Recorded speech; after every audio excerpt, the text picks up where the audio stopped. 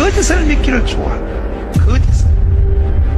그래서 이번에 선거가 이렇게 되는 거야.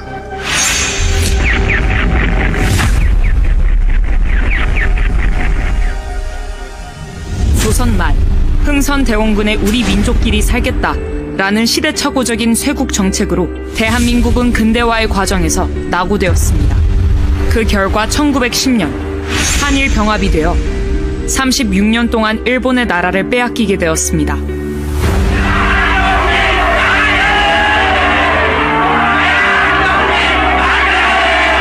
지구상에서 사라질 뻔했던 대한민국이 3.1 독립운동을 통하여 나라의 주권을 회복하기 위해 약 7,500여 명이 생명을 던졌으나 뜻을 이루지 못하였습니다.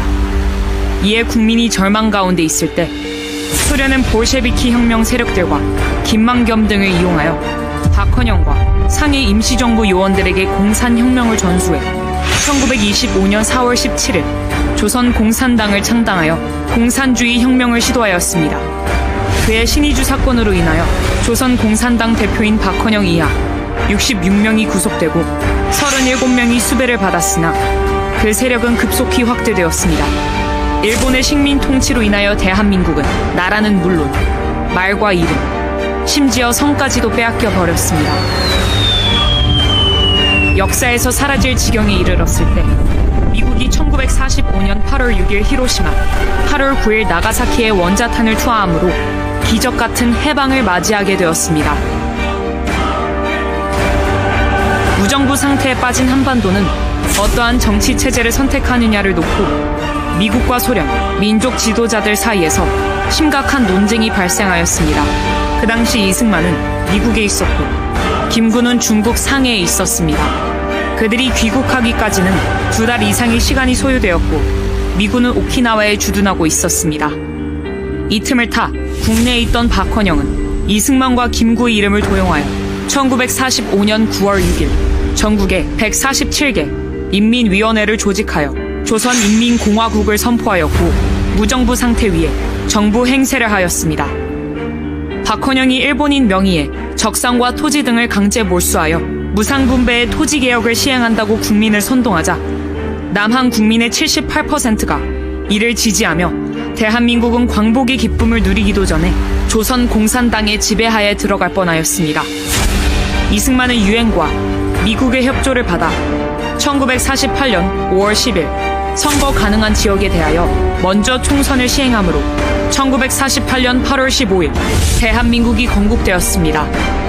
박헌영과 남로당은 총선을 방해하기 위해 대구 10월 폭동, 제주 4.3 폭동, 여수 반란 사건을 일으켰으나 이승만 대통령은 좌우 합작을 주장한 미소 공동회의를 제압하고 자유민주주의, 자유시장경제, 한미동맹, 기독교 입국론에 대한민국 4대 건국기둥을 세우게 되었습니다.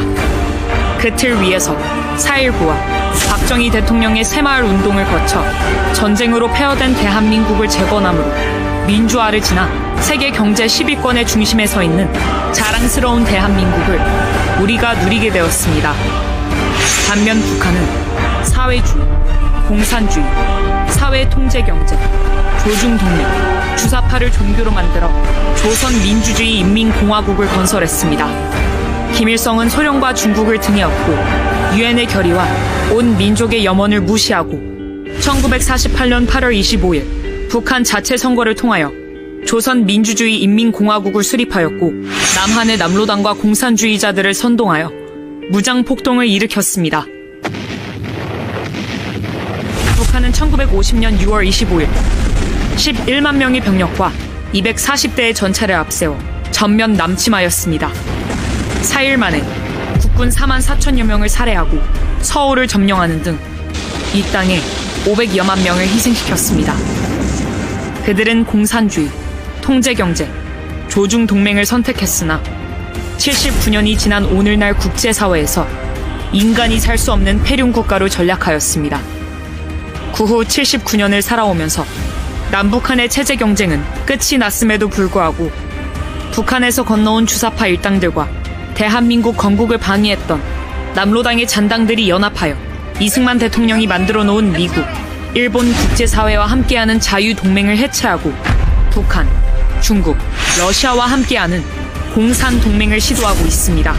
그리고 마침내 윤석열 대통령까지 탄핵하려 하는 마지막 행동을 하고 있습니다. 오늘날 대한민국에는 1948년 8월 15일 대한민국 건국을 부정하며 역사를 왜곡하는 종북 좌파 사상을 가진 이들이 일어나 6.25 전쟁은 민족 해방 전쟁이고 미국은 한반도를 분단시킨 원흉이라고 말합니다. 또한 해방 후 박헌영과 남로당의 목표였던 인민공화국 건설을 위해 정치, 경제, 사회, 군사, 외교, 문화, 교육, 언론 등 각계각층에 침투하여 거짓으로 국민을 선동하고 자유 대한민국을 부정하며 그들의 세력을 확대하고 있습니다. 특히 종북 좌파 사상을 가진 대학 교수들과 정교조 및 학생들, 일부 정치인들은 대한민국이 탄생하지 말았어야 할 나라라고 하고 이제 대한민국은 미군을 철수하여 미국 없이 살아야 한다고 주장하고 있습니다. 그들의 세력이 극도로 확장되어 윤석열의 용산을 점령하고 해방 후 78%의 국민이 박헌영과 남로당에 속았던 때를 재현시키려 하고 있습니다. 이로 인하여 대한민국에 발생하는 상처와 손실은 이루 말할 수 없으며 경제적으로 국가 1년 예산에 달하는 400조의 피해를 보고 있습니다.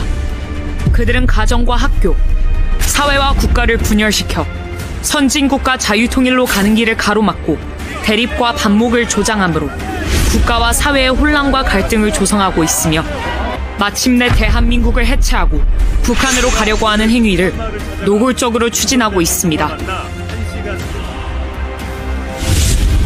이제 우리는 79년의 대한민국 역사로 입증된 것을 거울 삼아 더 이상 한국 현대사의 거짓 논쟁으로 대한민국을 흔들지 못하게 해야 합니다.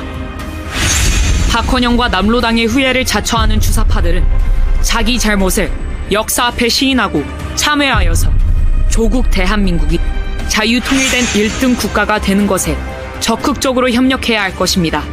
만일 주사파 일당들이 자신의 잘못된 주체 사상을 포기하지 않고 국민 속에 숨어 대한민국의 발전을 방해하며 주사파 운동을 계속한다면 대한민국은 결코 당신들을 좌시하지 않을 것입니다. 자유민주주의 체제를 위협하는 반국가 세력들이 곳곳에서 암약하고 있습니다. 폭력과 여론몰이, 선전, 선동으로 국론 분열을 꾀할 것입니다. 전 국민의 당전 의지를 높일 수 있는 방안을 적극 강구해야 합니다.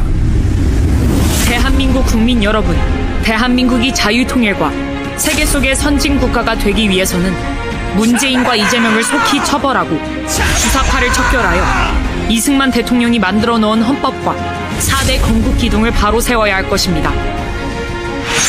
이 일을 진행하기 위하여 진통이 있을 수 있으며 걱정스러운 일도 일어날 수 있습니다. 그러나 우리는 반드시 한 뜻과 한 마음으로 뭉쳐 이를 극복해야 합니다.